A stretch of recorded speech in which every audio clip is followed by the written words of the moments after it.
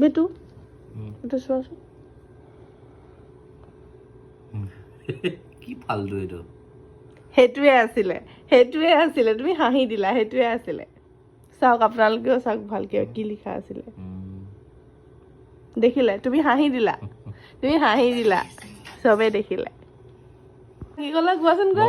explanation time দেই এইটো কি মানে কি ফালতু এনেকুৱা কি মানে তুমি সেইটো হাঁহি নাছিলে তোমাৰ এইটো কি ফালতু সেইটো হাঁহি আছিলে